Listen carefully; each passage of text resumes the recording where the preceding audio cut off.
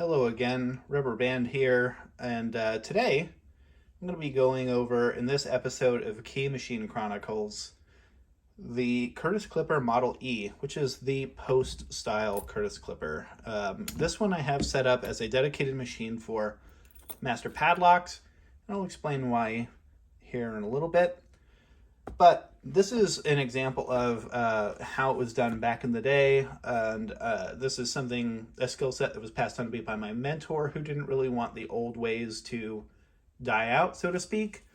I'm not the only one who has a grasp on this kind of stuff, and Jason of SE Lock and Key over on YouTube also does some Curtis Clipper stuff. I don't know if he has a post one like this one, but I'm going to be demonstrating this one to kind of show you how it was done back in the day. I keep these around because I've done a lot of automotive, and a big thing that a lot of old timers like is when they see old key machines and the like, things from the generation of their old vehicle. If you do stuff for like a 55 Chevy or something and you knock it out in an old machine like this, and like, oh, that reminds me of the locksmith back in my hometown, where I first bought this car. It really trips a sense of nostalgia with people, which really makes these machines worth it, even though they're not as modern, as technical, or as fast as some of my other key machines. So, the thing about this, so Curtis Clipper, it's a hand-powered key machine. It uses a thing like this. This is a carriage. The Model 15 uses cam sets, which are like a dialable way to adjust depths and spaces. This uses this articulated arm to dictate depths here. So if you know anything about Master, you know that their depths go from 0 to 7 now.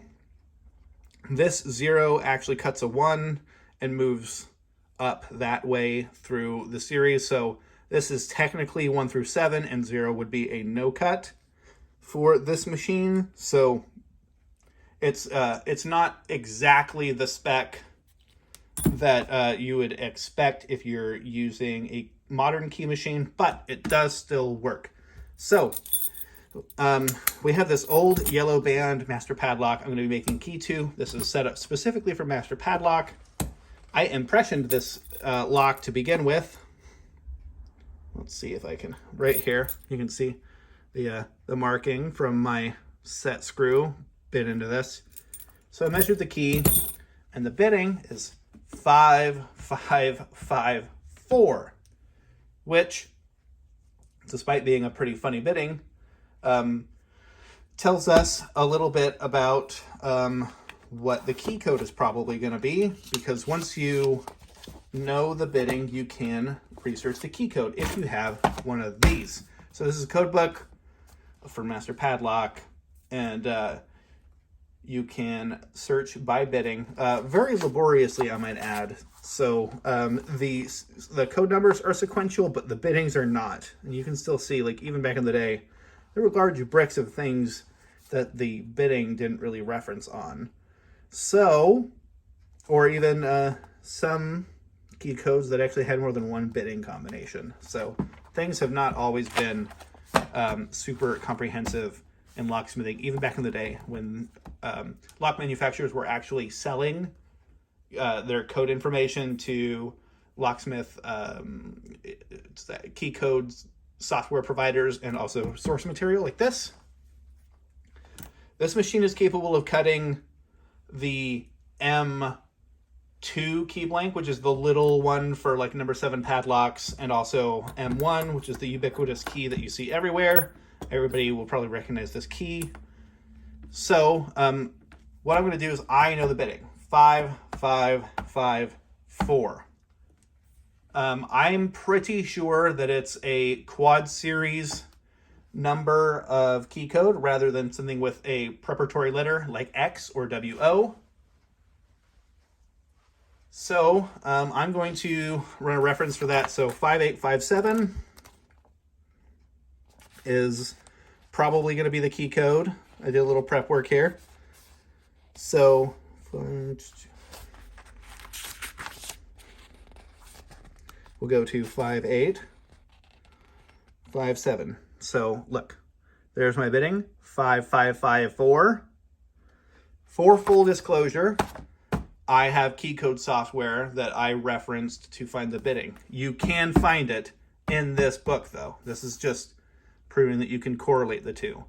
I did that for speed. So we do 5554. It also verifies that it is a legitimate key code and not something that I mismeasured. So it's something that I can actually use to reference. So this is the carriage. This is actually what's going to hold the key blank. So right here, you can see this ledge. That's actually the shoulder stop. So I'll take the key blank and I'll slide it and it stops. It's a positive stop on the shoulder stop. So this carriage goes in the nose of this key machine. So this articulated arm controls the depth. So check it out when I swing it and drop it, and it just stops at a pre-measured point on this post.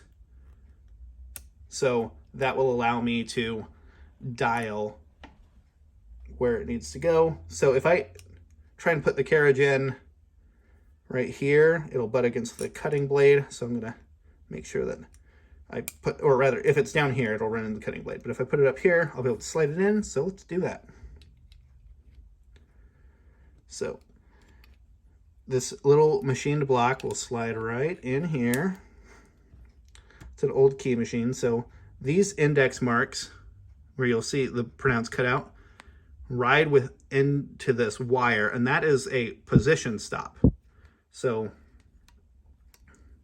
where you'll see it positively stop when I turn this. So those are positions, okay? So this is position 1. It's held in there firmly. I'm gonna dial up to 5 right up here. So that post moves. So make sure when you have one of these to really clamp down on this wing nut. All right, so it's centered. So let's do 5. All right, we'll advance the wheel.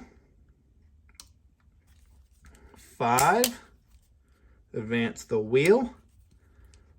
5, drop it down to 4. Okay, see that little point is right there in the notch. And then we've advanced the wheel one more time.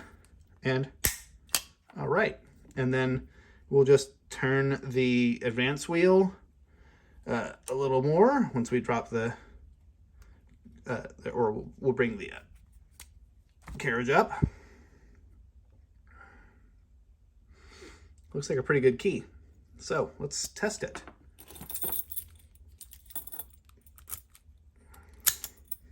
Works a dream. So there is tons of Curtis clippers out there in the world, and unfortunately they're fairly obsolete. And unless you have lots of automotive and stuff, there is a very special edition cam and carriage set that was brought out for the number 15, which is another episode of Key Machine Chronicles I will be doing, that was capable of cutting Schlage. And I'm going to be doing my best to see if I can't come up at least with a one-off version for a post or something for doing Schlage or something on one of these, because I really think that would bring new life to these old K machines that, as you can see, are still pretty accurate. They're really durable, and I mean they're bulletproof. Like look how well that works. So this is just for Master Padlock. I have another post, one that works for Yale small wafer, for things like CH751 and other stuff like that. And I'll be doing that in another episode, just the different posts for Briggs and Stratton and stuff. But for now, I just wanted to show you this one because it's a really cool old machine. It really speaks to kind of how it used to be done and the robustness of the machinery. Like, this is many decades old, still works fine if it is a little worn. And then the code books, there's something to be said about old code books, because these have a really good tangible reference point where you can affirmatively look into here And if you're willing to just search through tons of code series, you can find a key code by a bidding you find. And if you have a key code, like a lot of these master padlocks used to have a key code stamped on the bottom, you can look it up in here, punch out a key just like that. And really, that's the picture of old school efficiency, is just being able to reference something in a little book. Like if you know that you're going to be servicing a padlock, you bring this with you. You had this in your pocket, wherever. You knock out a key real quick. You ask them how many they want. You got a pocket full of key blanks, you know, if you didn't have power to your van or whatever back in the day. And you get a key going. How cool is that? I think it's pretty cool. Plus, look at this. Confidential. Authorized personnel? That's me. I'm authorized. Well, mainly because I've got the book. So we're at 11 minutes now. So just wanted to show you this cool old machine, and I've been Rubber Band. Thanks for watching.